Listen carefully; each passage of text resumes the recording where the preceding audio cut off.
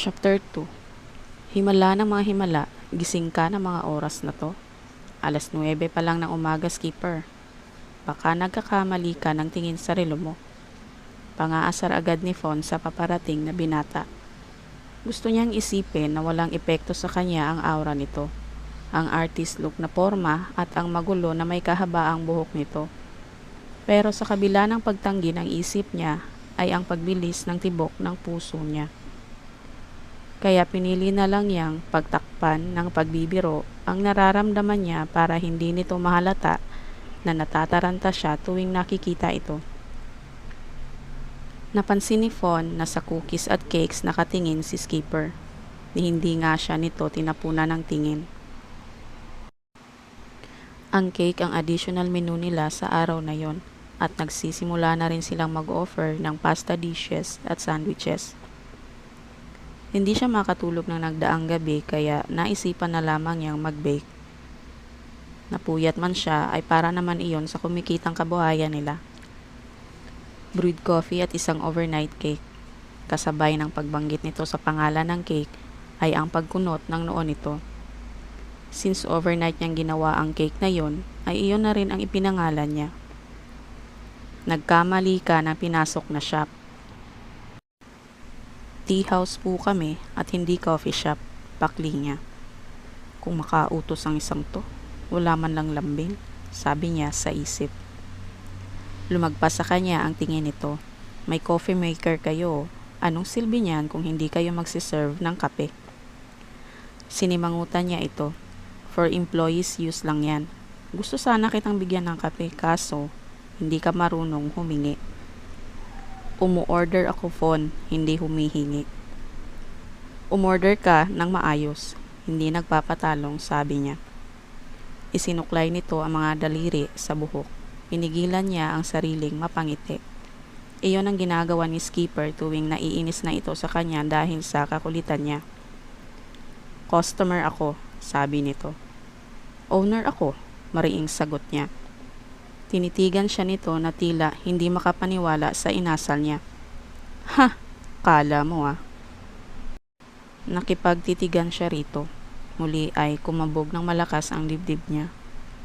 Wala sa loob na napalunok siya kasabay rin niyon ang pagbaha ng 1,001 kakaibang pakiramdam. Hindi pala niya kayang makipagtitigan dito nang hindi natataranta ang puso at isip niya. Bakit kasi napakaganda ng mga mata ng isang to? Himutok niya sa isip. Fon. Mahihimigan na sa boses nito ang pagkainip. Ay, oo nga pala. Pinag-cruise niya ang mga kamay sa dibdib. Wala pang ibang customer kaya pwede pa itong magtagal sa harap niya. Sabihin mo muna ng maayos kahit libre na ang kape, sabi niya rito. Bumuntong hininga ito, saka umiling. Hindi ka pa rin nagbabago. Gusto mo pa rin na ikaw ang nasusunod. Nginitian niya ito, pero nakasimangot pa rin ito sa kanya. Nakatiim bagang ito. Please. Ah, victory. Ako ang nagwagi. Sigaw niya sa isip. Hindi rin niya napigilang dumukwang mula sa cashier counter upang haplusin ang pisngi nito. Halatang nabigla ito sa ginawa niya ngunit hindi ito umilag. Much better. Nakangiting sabi niya rito. Diktador, akusa nito sa kanya. Saka inilayo ang muka sa kamay niya. She just stuck out her tongue. Pagkatapos ay lumapit na siya sa coffee maker at nagsali ng kape sa tasa. Hindi talaga sila nagsiserve ng kape sa Tea Fairy dahil generous silang magkakaibigan sa request ng mga tauhan nila na magkaroon sila ng coffee maker dahil ang kape ang gumigising sa mga katawan ng mga ito ay pinagbigyan na nila. Eksaktong pagbaling ni Fon pabalik sa counter ay nakita niyang naghihikab si Skipper. Mukhang galing ito sa pagpipinta. Inabot niya rito ang kape at ang cake na order nito. Si Skipper ang tipo ng lalaki na walang pakialam sa style at fashion. Isusuot nito ang damit, hindi dahil uso iyon kundi doon ito komportable. Tulad ng suot nitong maong na pantalon na may mantsa pa ng pintura at itim na plain shirt. Pero sa kabila niyon ay mapapalingon pa rin dito ang mga babaeng makakasalubong nito dahil sa angking karisma nito. Hey, Skip! Mukhang nagulat ito sa pagtawag niya dahil napansin niyang pumitlag ito. Halatang wala ka pang tulog. Nakakailang kape ka na ba, ha? Tanong niya rito. None of your business. Pagsusuplado nito sa kanya. Aba, ako na nga itong concerned sa'yo, nagsusungit ka pa. Sabi niya sa isip. Hindi nagpasindak si Fawn sa tono ng boses nito. But you are trespassing on my business property. And so? Walang nakasaad sa batas na porke tumuntong ako sa business property mo ay pakikialaman mo na ang buhay ko. And this business is not entirely yours. As far as I know, it is owned by Saida and Ocean as well. Aray naman, huwag mo na nga lang sagutin. Ang dami mong sinabi. Reklamo niya. Pero hindi pa rin niya nagawang ilayo rito ang kanyang tingin pagkasabi niyon. She just looked at him.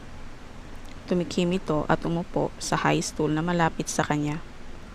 Mukhang wala ka ring tulog. Maya-maya ay balik sa kanya ni Skipper. Wala sa sariling napahawak agad si Fawn sa kanyang pisngi. Pangit ba ako? Alam niyang hindi katanggap-tanggap ang hitsura niya kapag puyat siya. Dahil kapag ganon, ay tamad siyang mag-ayos ng sarili. You look awful, diretsong sabi nito sa kanya. Salamat ha. Hindi ka man lang nagpretend na ang ganda-ganda ko sa paningin mo. Samantalang dati halos sambahin mo ko. Katulad ng nagiging reaksyon nito tuwing babanggitin niya ang kanilang nakaraan ay natitigilan ito. Pagkatapos ay tititigan siya.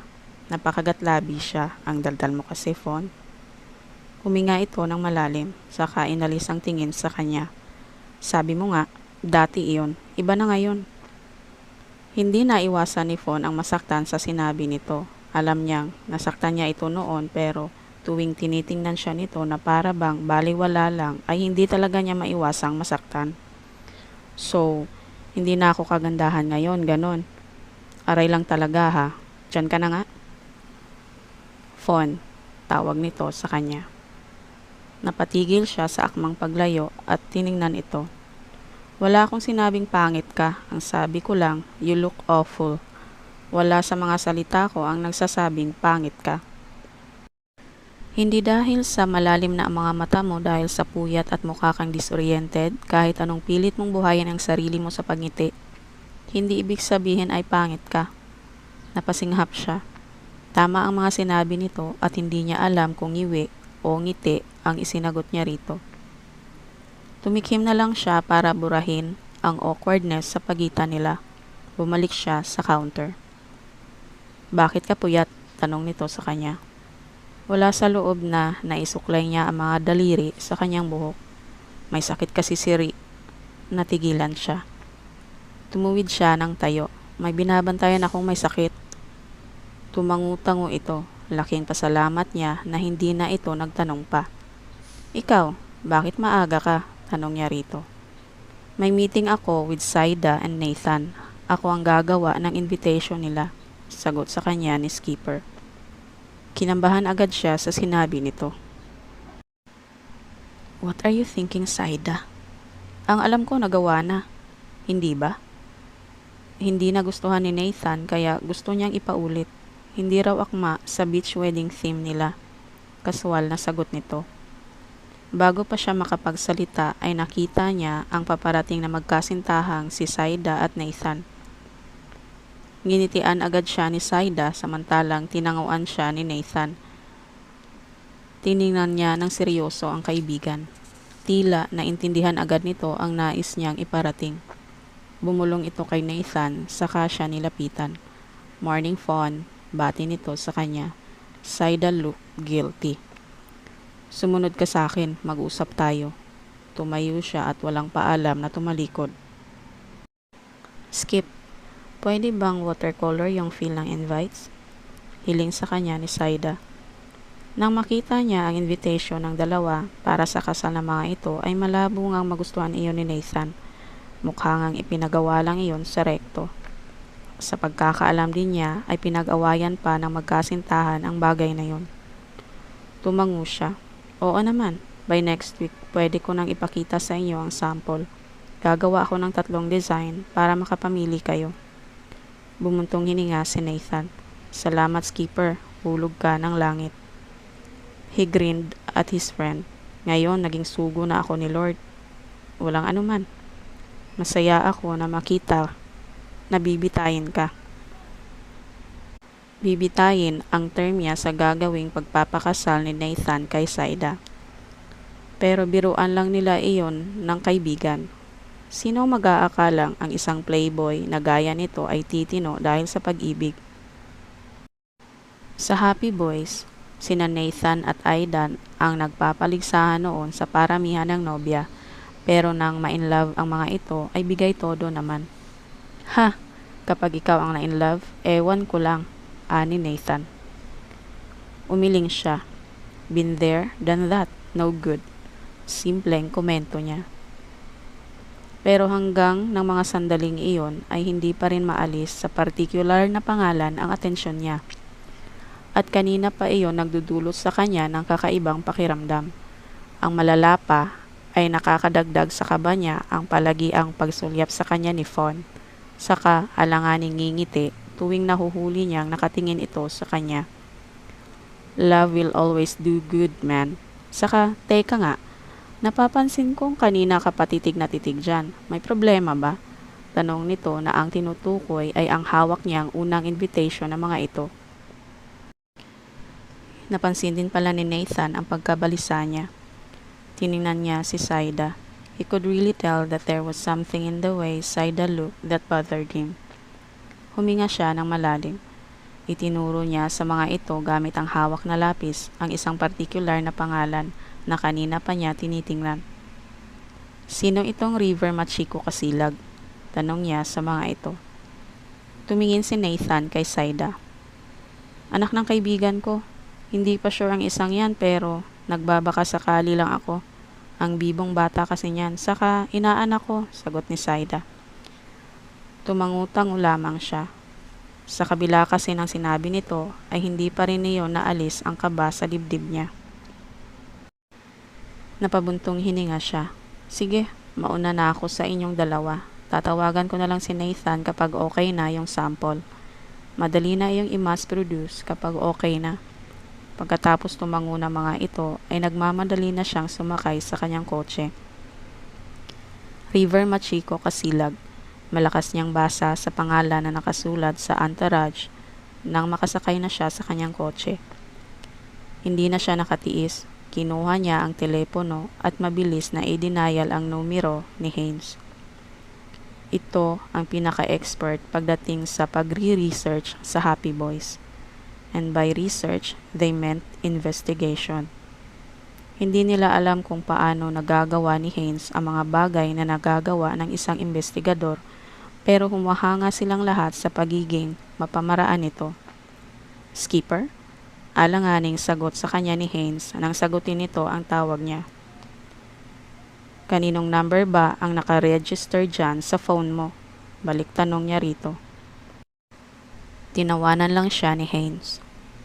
Nadaan ka na yata sa pray-over. Ang aga pa. Anong nangyari sa pagiging nocturnal mo? Shut up, Haynes. Pagsusungit niya. Kapag ganoon na wala pa siyang maayos na tulog, ay bawal siyang biruin. Cool ka lang, men. Hindi ka tatawag ng ganito kaaga kung wala kang kailangan. Anong maitutulong ko sa iyo, Skip? Tanong nito. Sa kabila ng pagkainis ay hindi niya mapigilang umiti. Information about a little girl named River Machiko Kasilag. Naramdaman ni Skipper na tila natigilan si Haynes sa kabilang linya. Sige, babalitaan na lang kita. Iyon lang at nagpaalam na siya kay Haynes. Huminga muna siya ng malalim bago inilapag ang hawak na papel sa dashboard ng kotse niya. At mabilis na bumalik sa kanya ang alaala ng nakaraan. Flashback. Hindi ko pa rin maintindihan kung bakit Skipper ang gusto mong itawag sa iyo ng mga tao. Maganda naman ang tunay na pangalan mo, Benedict. Seryosong sabi ni Fawn habang nakatingin ito sa kanya. Nasa labas na sila ng isang restaurant. Doon na sila naghapunan pagkasundo niya rito mula sa trabaho. Ngumiti siya, saka hinaplos ang pisngi nito. Ikaw, bakit Fawn ang pangalan mo? Bihira ang ganyang pangalan ah. Fawn just shrugged. Gusto ni na mami at daddy ang seasons kaya lang marami nang nagpapangalan ng summer, winter at lahat ng seasons kaya Fawn na lang daw. It suits you, parehong maganda. Nakangiting sabi niya rito. Tumawa ito, saka pinaikot ang mga mata. Hindi mo na ako kailangan pang bulahin. Napasagot mo na ako kaya please, spare me. Dinutot niya ang tungki ng ilong nito. Hindi ako marunong mambola, alam mo yan. Maganda ka talaga. Siya oo na, naniniwala na ako pero nalalayo na tayo sa tanong ko. Bakit nga skipper? Tanong uli nito sa kanya. Noong bata pa ako, uso sa village namin ang may cool na codename kaya skipper ang ginamit ko. Hanggang sa nasanay na lang mga tao na skipper ang itawag sa akin. Dinutdot din ni Fawn ang ilong niya. Beautiful codename. It suits you rin. They both ended up chuckling. Sa edad ni Skipper na 21, ay si Fawn pa lang ang kauna-unahang nobya niya. Ito lang ang nakabihag ng puso at isip niya. Kaya nang makita niya ito sa restaurant na pinagtatrabahuan nito, ay hindi na niya pinalagpas ang pagkakataong makipagkilala rito. Good thing Fawn didn't freak out while he was stalking her. Pinupuntahan niya ito sa trabaho, sa bahay at kung saan-saan pa. Hanggang sa nagkaroon siya ng lakas ng loob na ligawan ito. Pagkatapos ng 3 buwan ay sinagot siya nito. Nung una ay nag-alangan pa ito dahil sa age gap nila. Mas matanda kasi ito sa kanya ng 3 taon. Graduate na si Skipper sa college at kasalukuyang hinahanap kung ano talaga ang gusto niya sa buhay. Ilang beses din kasi siyang na-accelerate nung nasa elementary at high school dahil sa mataas na IQ niya. Kaya sa edad na 18 ay nakapagtapos na siya ng kursong broadcasting. Pero ang downfall yata ng pagkakaroon ng mataas na IQ ay ang hindi niya alam kung ano talaga ang gusto niya sa buhay. Pero dahil nahihilig siya sa sining ay kumuha na rin siya ng kursong fine arts at kasalukuyang nasa 2 taon. Kaya dapat cool din ang magiging pangalan ng mga anak natin. Cool ang pangalan ng mga magulang nila saad niya. Napansin niyang natigilan si Fawn. Ang bilis naman, anak agad. Hoy lalaki, 5 buwan pa lang tayo. Seryosong tininan niya ito. Ikaw na ang gusto kong makasama hanggang sa pagtanda ko. Seryoso ako sa iyo, Fawn. I love you that much.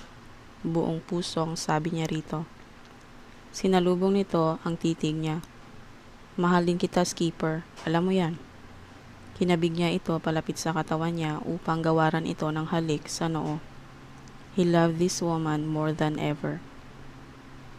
Kapag nagkaanak ako, gusto ko, River ang pangalan niya. Halos pabulong na sabi ni Fawn. Napangiti siya. Bodies of water? Hindi naman. Parang ang ganda lang kasing pakinggan. River, Skipper. See? Rhyme ang pangalan ninyo. Hindi na niya napigilang tumawa. So River it is.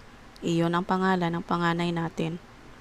Lalaki man o babae, total, unisex naman ang pangalang River. Tiningala siya ni Fawn. Halos maningkit na ang mga mata nito sa pagngiti. At hindi na niya napigilan ang sariling sakupin ng labi nito.